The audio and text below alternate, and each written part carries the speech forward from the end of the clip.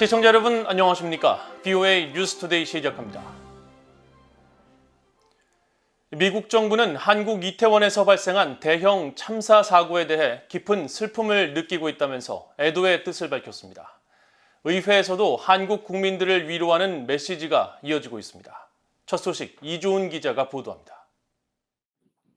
미국 국무부의 네드 프라이스 대변인은 31일 정례 브리핑을 시작하면서 한국 이태원에서 발생한 참사에 깊은 애도의 뜻을 표하면서 한국과 함께할 것이라고 밝혔습니다. We extend our deepest condolences to the family and friends of all those impacted. As allies, partners, and friends, the United States stands with the Republic of Korea during this incredibly difficult time. 프라이스 대변인은 이어 이번 사건으로 미국인 2명이 숨지고 최소 3명의 부상자가 발생했다고 확인하면서 모든 희생자들에게 애도를 표했습니다.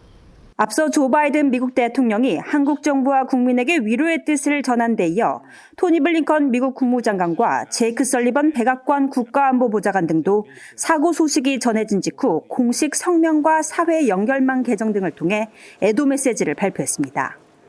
웬디 셔먼 국무부 부장관도 트위터를 통해 서울에서 비보가 전해졌다면서 사랑하는 사람을 잃은 모든 이들에게 가장 깊은 애도를 보내고 모든 부상자들의 빠른 회복을 기원한다고 말하고 우리는 슬퍼하는 한국 국민들과 함께할 것이라고 밝혔습니다. 캐서린 타이 미국 무역대표부 대표도 트위터를 통해 사랑하는 사람을 잃은 가족들에게 가장 깊은 애도를 보내며 부상당한 모든 이들의 빠른 회복을 기원한다고 전했습니다. 의회에서도 애도의 물결이 이어졌습니다. 하원 외교위원회 아테소 위원장인 민주당의 아미베라 의원은 31일 트위터를 통해 이 끔찍한 비극에 깊은 슬픔을 느낀다며 이 어려운 시기 한국인들에게 애도를 표한다고 말했습니다. 앞서 상원 외교위 공화당 간사인 제임스 리시 의원은 29일 트위터를 통해 서울의 비극에 대해 듣게 돼 슬프다면서 피해자들을 위로하고 미국은 이 어려운 시기에 한국과 함께할 것이라고 강조했습니다. 한국계 의원들도 일제히 애도의 메시지를 내놨습니다.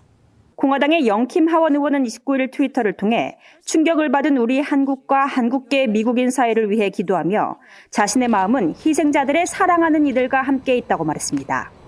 민주당의 앤디 킴 하원 의원도 트위터를 통해 참담한 심경이라며 사랑하는 이를 잃은 친구와 가족들을 위해 기도한다고 말했습니다.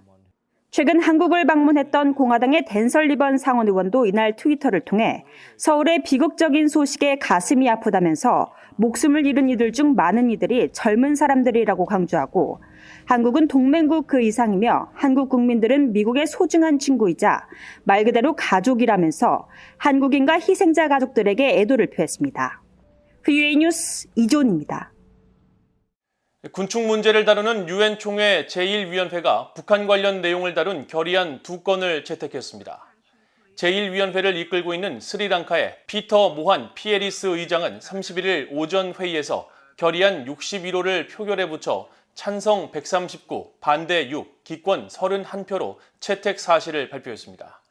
결의안 61호는 관련 안보리 결의에 따라 북한의 모든 핵무기와 현존하는 핵 프로그램, 모든 대량 살상무기, 탄도미사일 프로그램에 완전하고 검증 가능하며 되돌릴 수 없는 폐기를 달성하겠다는 의지와 모든 유엔 회원국들이 관련 결의를 완전히 이행할 의무가 있음을 재확인한다는 문구를 담고 있습니다. 앞서 1위원회는 28일 열린 회의에서 북한 관련 내용이 포함된 또 다른 결의안 52호를 채택했습니다. 포괄적 핵실험 금지를 주제로 한 결의안 52호는 북한의 핵실험에 대한 규탄과 함께 안보리 결의에 따른 완전한 의무 준수를 촉구하고 한반도에 완전하고 검증 가능하며 되돌릴 수 없는 비핵화를 평화적인 방식으로 재확인하며 이를 위해 모든 관련국들이 외교적 노력을 계속할 것을 촉구했습니다. 미국과 일본, 몽골이 일본 도쿄에서 고위급 회의를 열고 북한의 유엔 안보리 결의에 따른 의무를 준수하고 대화에 나설 것을 촉구했습니다.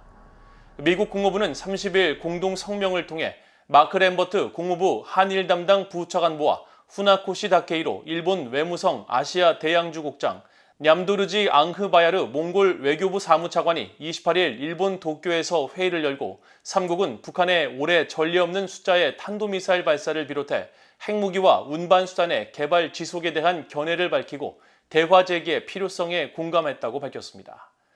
또 국제사회에 북한 관련 유엔 안보리 결의를 완전히 이행할 것을 촉구하고 일본은 일본인 납북자 문제 즉각적인 해결의 필요성을 거듭 밝혔다고 전했습니다.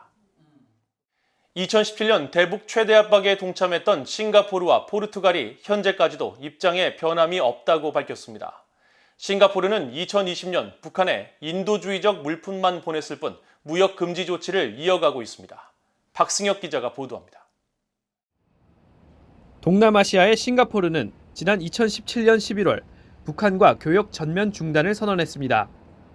2017년 9월 북한의 6차 핵실험 이후 미국이 주도하는 북한 고립 및 최대 압박에 참가한 조치입니다. 싱가포르 외무부는 31일 VOA에 대북 무역 금지 조치가 지금까지 계속 유지되고 있다고 밝혔습니다. 실제 국가 간 교역량을 기록하는 유엔 세관 통계 데이터에 따르면 싱가포르와 북한 간의 무역 규모는 2017년 약 33만 달러에 달했지만 이후 0으로 나타나 전무한 상태입니다. 2020년 유일하게 싱가포르가 북한으로 약 12만 3천 달러 규모의 포장의약품을 수출한 것은 유엔 기구를 위한 인도주의적 수송품이라고 싱가포르 외무부는 밝혔습니다. 유럽 국가 포르투갈은 북한과의 외교 동결을 지금도 유지하고 있다고 밝혔습니다. 포르투갈 외무부 관계자는 2017년 북한의 핵 미사일 개발에 따른 2017년 유엔 안보리의 결의 이후 포르투갈은 대북 제재에 동참한다는 차원에서 북한과 외교 관계를 중단했으며 현재까지도 같은 입장을 유지하고 있다고 31일 VOA에 밝혔습니다. In the framework of the international efforts to contain what at the time was happening with the North Korean regime and the violations of the United Nations Security Council resolutions, the Portuguese government decided back then in July 2017 to freeze the diplomatic relations with the DPRK. 포르투갈 외무부 당국자는 이어 당시 포르투갈 정부의 입장은 현재도 그대로 유지되고 있다면서 대북 외교 단절 및 제재 조치는 계속 이행하고 있다고 거듭 강조했습니다. VOA 뉴스 박승혁입니다. 북한 서해 초도 인근 해상에서 선박 간 환족으로 의심되는 움직임이 끊이지 않고 있는 가운데 28일 추가로 4건이 포착됐습니다. 북한 초도에서 남쪽으로 약 2km 떨어진 지점에 길이가 50에서 100m인 선박 9척이 2척 혹은 3척씩 무리를 지어 접선 중인 장면이 확인됐습니다. 앞서 BOA는 플래닛랩스의 위성 사진을 분석해 지난 4월 이후 22건의 선박 간 환적 의심 장면을 포착했는데 이번 4건을 더할 경우 북한 서해에서 확인된 환적 의심 사례는 올해만 26건으로 늘어납니다. 이런 가운데 남포와 송림항 등 북한의 대표적인 석탄 취급 항구는 최근 다시 활기를 띠고 있는 것으로 나타났으며 28일부터 사흘간 남포 석탄 항구에 길이 100m가 넘는 대형 선박 3척이 접안했고 또 다른 석탄 취급 항구인 송림항에도 30일 적재함 2개를 열고 있는 약 90m 길이의 선박이 포착됐습니다.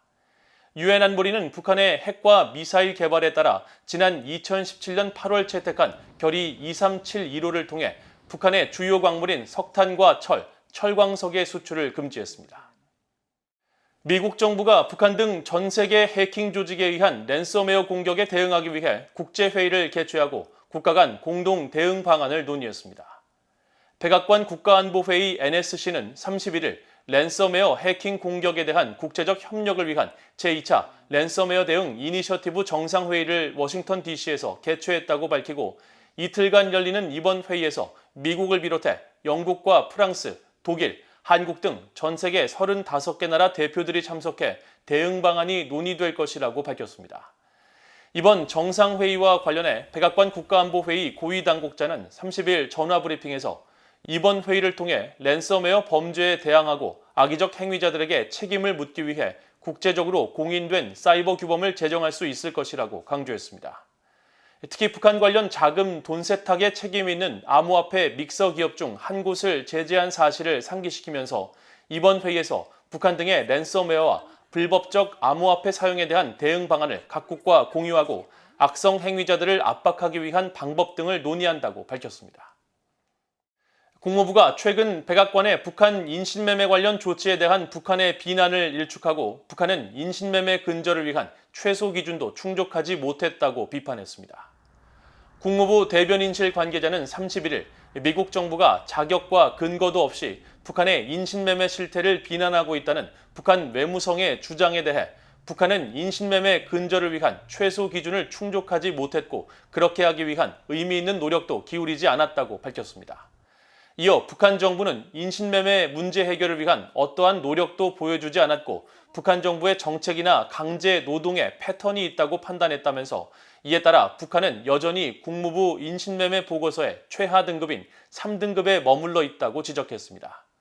앞서 조 바이든 대통령은 지난 14일 인신매매 관련 외국 정부 노력에 대한 대통령 결정을 통해 인신매매 등 인권 상황을 이유로 2023 회계연도에도 북한 등의 인도주의적 무역 관련 목적 이외의 자금 지원을 금지한다고 밝히자 북한 외무성은 지난 26일 반발 성명을 냈습니다. 이상으로 BOA 뉴스투데이를 모두 마칩니다. 시청해주신 여러분 고맙습니다.